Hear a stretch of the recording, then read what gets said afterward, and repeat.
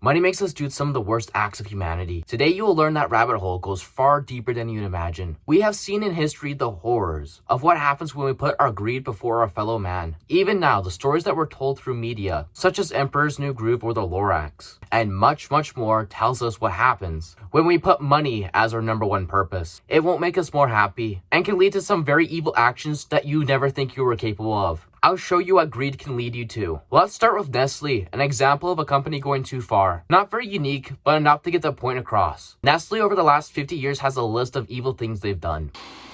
And it's important that you know this before it's too late. You see, I've got some bad news.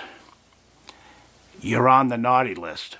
First of which was releasing baby formula that was not tested properly, and that resulted in way over 1,000 dead babies. They have never taken any more accountability than their corporate oopsie daisy. Oops, we made a mistake speech. And I don't expect to be forgiven. I'm simply here to apologize. Any fines don't matter for these people as they can easily pay them off. On the topic of baby formula, they have given to impoverished families free baby formula, just enough for a mother to no longer produce milk anymore, to force them to buy their baby formula where they soon jack up those prices. Speaking of jacking prices, they do so with the most abundant resource we have on earth, water. In countless countries, they buy the rights to use the water and resell it back to the communities around them with a higher price, while the communities have no rights of their own to use that water. When you think of Nestle, you likely think of chocolate. I'll show you how they get their chocolate. Yeah, you probably guessed right, it's child labor. Some of which aren't even getting paid at all, and others being killed or maimed for trying to escape.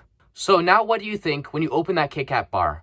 Hopefully it's not taking a break. Because other than that palm oil in your blood, now you can't forget the suffering that went into that chocolate bar being $1.50. Corporations are easy to pick on for greed, as their lack of humanity makes suffering easy to spot. Boeing just straight up killed 2 people and got away with it really easy. No, he wasn't suicidal. No, he wasn't sick with something. You poisoned him with something that wasn't even known to anybody. Which reminds me, I am in no way suicidal or have any enemies before this video, because this is just the tip of the iceberg. Some of you may know the YouTuber Friendly Jordies, who made a video called Coronation, exposing and both mocking the Australian government in the province of New South Wales, with local gangs and corruption, the result of which his house was firebombed by an unknown force. This started because he criticized, with both evidence and humor, towards the former premier of the province who was pretty corrupt. If not what Jordy said about him, it's what he did afterwards. They sent officers without any uniform from a counter-terrorist unit to his house to arrest him for his criticisms. But he wasn't home, so they assaulted his mother and his friend. You can take my phone. No, take my phone. Take my phone. Don't you...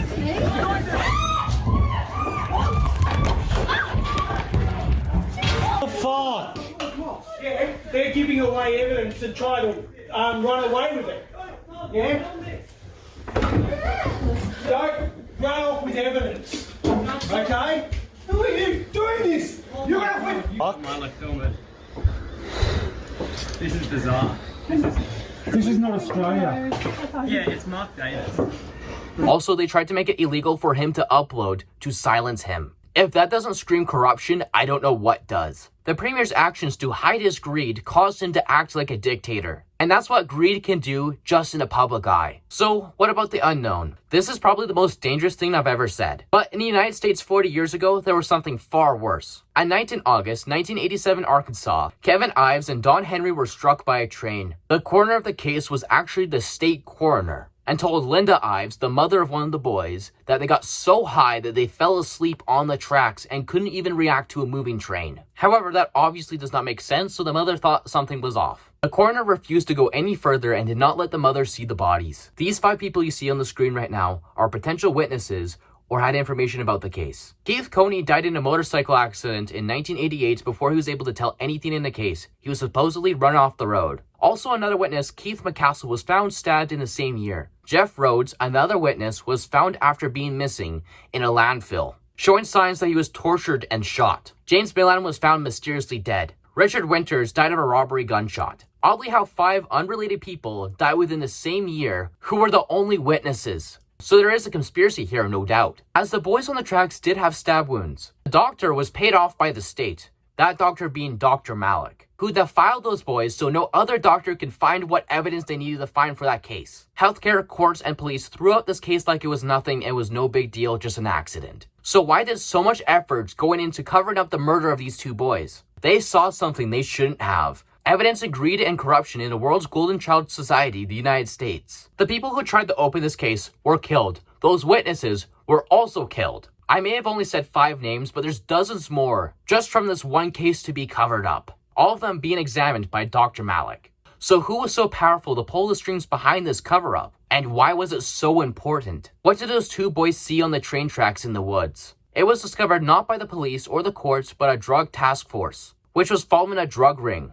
which everything that they were tracking was pointing to the murder and the cover-up of these two boys. This was all done in secret by Jane Duffy, as she was told day one of her job to never investigate public officials. However, hearing all of her superiors say there's nothing about this case when it's unsolved says something. Especially anyone who knows about it ends up dead. It turns out when she did this, she was ran out of town through defamation, before it even got close to finding out the full truth. The case was closed for years until Linda Ives reopened it, still on her warpath for losing her son. A detective, John Brown, was assigned to this case. On his first day, his superior took him out into the car and told him to never look into this case. Dan Harmon, the prosecutor in his case, started threatening him more and more as he got closer to the truth. So through hard work and dedication, he found someone who knew something about it. And this was the original story. These two boys were hunting in the night when they stumbled across 5 men dealing drugs, who in turn killed them and placed their bodies on the track to hide the evidence. And the ringleader of this 5 men was Dan Harmon, the prosecutor of the case itself. The person who was supposed to bring justice to these boys apparently killed them. However, with this bombshell, the FBI heard about it and shut it down, and everything was kept hush-hush for the next 5 years. What I just said was not public information until many years later. This story ended up being true. There was another group of boys hidden away in the bushes as this was all happening. The witnesses who stayed alive. 5 men approached the 2 boys that were on the tracks, and yes, Dan Harmon was in front. The group hiding heard a gunshot and ran away. The 2 boys who were murdered that night saw the prosecutor and police officers picking up a drug package for sale. They were chased off the tracks to a grocery store where they were later beaten and murdered. And supposedly the other witnesses that saw it happen at that grocery store were killed off. Were silenced forever, even though it happened in the middle of the night. Now, why is this worth the murder of 8 people, with the state examiner being on it?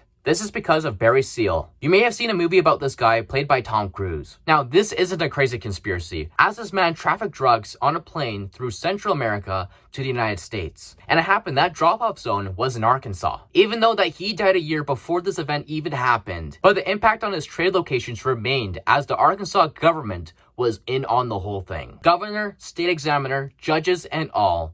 It was a state selling drugs. That's why those boys were killed. 2 cops were eventually charged for the murder of the boys, whether that them being the actual hitmen or they're just the fall guys. Dan the man actually did get arrested for drug smuggling twice, likely only a pawn, a fall guy for an entire state selling drugs. Also, it turns out a man named Richard Garrett was assisting this cover-up by threatening people with death threats who knew anything about this case. He later got arrested for making meth. But even then, the cops tried to help him out by cleaning all the evidence up and throw it all away. The state itself was selling drugs. This was because of money and greed, and it caused the deaths of many people. And most importantly, the life battle and struggle of Linda Ives, a mother who lost her boy, her son, while the state turned their back on her, and in fact killed her boy. This still may only be the half-truth 35 years later. Only what powerful people want us to know. Something about Bill Clinton redacted. His name is mentioned in this case, but all of it has been removed. These are my examples how money and greed, when it becomes the most important thing in your life,